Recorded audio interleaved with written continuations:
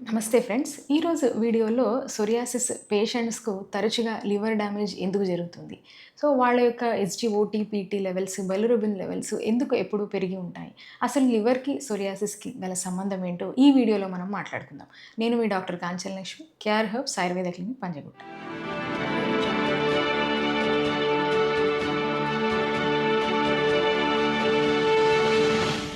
అయితే మీ అందరికీ తెలిసినట్టుగానే సోరియాసిస్ అనేది ఒక ఇన్‌ఫ్లమేటరీ కండిషన్‌గా చెప్పుకోవచ్చు. ఈ ఇన్‌ఫ్లమేటరీ కండిషన్ ఉన్నప్పుడు పేషెంట్స్‌కి జనరల్‌గా యాంటీహిస్టమిన్స్, యాంటీ ఫంగల్స్ లాంటివి స్టెరాయిడ్స్ లాంటి మెడిసిన్స్ ఎక్కువగా ఇవ్వడం జరుగుతుంది. ఈ మెడిసిన్స్ అన్నీ కూడా సోరియాసిస్ మీద ఎఫెక్టే కాకుండా లివర్ మీద ఎఫెక్ట్‌ని కూడా చూపిస్తూ ఉంటాయి. ఇట్లాంటి కండిషన్స్‌లో చాలామంది పేషెంట్స్‌లో ఎస్‌జీఓటీ, పీటీ లెవెల్స్, బిలిరూబిన్ లెవెల్స్ పెరగడానికి అవకాశం ఉంటుంది. సో, ఇవన్నీ మెడిసిన్స్ తీసుకోకపోయినా మీ యొక్క లెవెల్స్ పెరుగుతున్నాయి అంటే గనక దానికి ఇతరత్ర కారణాలు గూడా మనం చెప్పవచ్చు. సో, అండర్‌లయింగ్ లివర్‌కి సంబంధించిన ఇన్ఫెక్షన్స్ అంటే హెపటైటిస్ సి లాంటి, హెపటైటిస్ లాంటి ఇన్ఫెక్షన్స్ లేదా అన్‌ట్రీటెడ్ జాండీస్ లాంటి కండిషన్స్. సో, ఎక్కువగా ఆల్కహాల్ తీసుకునే వాళ్ళలో మనము ఎక్కువ లివర్ ఫెయిల్యూర్ చూస్తూ ఉంటాము. ఇవన్నీ కాకుండా పెస్టిసైడ్స్ ఉండేటువంటి ఫుడ్ ఎక్కువగా తీసుకోవడము, వెజిటబుల్స్‌ని సరిగ్గా వాష్ చేసుకోకుండా తీసుకోవడము, కలుషిత నీరు తాగడం, కలుషిత ఆహారం తీసుకోవడం వల్ల గూడా మన యొక్క లివర్ అనేది పాడవడానికి ఎక్కువగా అవకాశం ఉంటుంది. సో, ఇట్లాంటి ఆహారం తీసుకునే వాళ్ళలో ముఖ్యంగా జంక్ ఫుడ్ తీసుకునే వాళ్ళలో ఇమ్యూన్ సిస్టమ్ కూడా వీక్ అయిపోయి ఎప్పుడైతే ఈ లివర్ ఫంక్షన్స్ ఇంపేర్ అవుతూ ఉంటాయో మన ఇమ్యూనిటీ కూడా లివర్‌కి దోహదం చేయదు. లేదా అది రిపేర్ అవ్వడానికి హెల్ప్ చేయకుండా ఉంటుంది.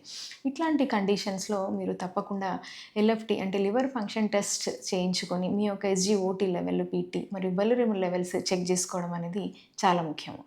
మరికొంతమంది పేషెంట్స్‌లో ఫ్యామిలీ హిస్టరీలో ఫ్యాటీ లివర్ లాంటి సింప్టమ్స్ ఉండడము, లేదా రికరెంట్‌గా ఎవరికైతే ఇన్ఫెక్షన్స్ వస్తూ ఉంటాయో, సో వీళ్ళందరూ గూడా ఎల్ఎఫ్‌టి చేయించుకోవడం అనేది అవసరము. ఒకవేళ ఎల్ఎఫ్‌టి చేయించుకోకపోయినప్పటికిని కొన్ని రకాల లక్షణాల ద్వారా మనము ఈ యొక్క లివర్ ఇబ్బంది ఉందని తెలుసుకోవచ్చు. అంటే ఎక్కువగా వాంతొచ్చినట్టుగా ఉండడము, కడుపు నొప్పి ఉండడం, ఆకలి లేకపోవడము, సో కడుపులో నొప్పితో పాటు విరేచనాలు ఎక్కువగా అవ్వడము, సో కడుపులో లివర్ వాపులాగా అనిపించడం, ఇవన్నీ లక్షణాలను బట్టి కూడా మనకు లివర్‌లో ఇబ్బందులు తలెత్తుతున్నాయని తెలుసుకోవడం. తద్వారా మనము ఎల్ఎఫ్‌టి చేయించుకోవడం ద్వారా గూడా ఈ లెవెల్స్‌ని మనము కనుగొనవచ్చు. ముఖ్యంగా మనం తీసుకునేటువంటి మెడిసిన్స్ ఏవైతే ఉన్నాయో ఇవి లివర్‌లో అసిమిలేట్ అయిపోయి తద్వారా రక్తంలో కలిసి యాక్షన్ అనేది జరుగుతూ ఉంటుంది. సో, ఎప్పుడైతే ఈ లివర్ కండిషన్ సరిగ్గా ఉండదో ఈ యొక్క మెడిసిన్ యొక్క అసిమిలేషన్ అనేది తగ్గుతూ ఉంటుంది. సో, ఈ లివర్ కండిషన్ సరిగ్గా లేనప్పుడు లివర్ మన శరీరంలో టాక్సిన్స్‌ని బయటకు పంపించడంలో గూడా ఫెయిల్ అవుతూ ఉంటుంది. అట్లాంటి సమయంలో ఈ టాక్సిన్స్ అన్నీ కూడా రక్తంలో బిల్డప్ అయిపోయి, సో ఈ సోరియాసిస్ ఉండే వాళ్ళలో ముఖ్యంగా ఈ సోరియాటిక్ పేషెంట్స్‌లో ఆ యొక్క లక్షణాలనేవి తగ్గకుండా మళ్ళీ మళ్ళీ రావడానికి ఈ టాక్సిన్స్ అనేవి ఎక్కువగా కారణంగా మనం చెప్పుకోవచ్చు. అయితే అప్పుడు ఇట్లాంటి కండిషన్స్‌లో వైద్యులు ఎటువంటి చికిత్స చేసినప్పటికిని ఆ యొక్క సోరియాసిస్ తగ్గకపోగా మళ్ళీ మళ్ళీ అగ్రివేషన్ అనేది మనకు చర్మం మీద కనిపిస్తూ ఉంటుంది. సో, ఇట్లాంటి పేషెంట్స్ సోరియాటిక్ పేషెంట్స్ ఎవరైతే ఉంటారో తప్పకుండా మీ యొక్క ఎల్ఎఫ్‌టి చెక్ చేయించుకోవడం ద్వారా సో, ఆ యొక్క చికిత్సా పద్ధతి సరైన పద్ధతిలో వెళ్తుందా? మరల మరల రావడానికి ఇది ఒక కారణమా అనేది మీరు తెలుసుకొని చికిత్స సరైన పద్ధతిలో తీసుకోవాలి అనుకునే వాళ్ళు తప్పక మీ యొక్క లివర్ ఫంక్షన్ టెస్ట్‌ని మీరు చేయించుకోండి.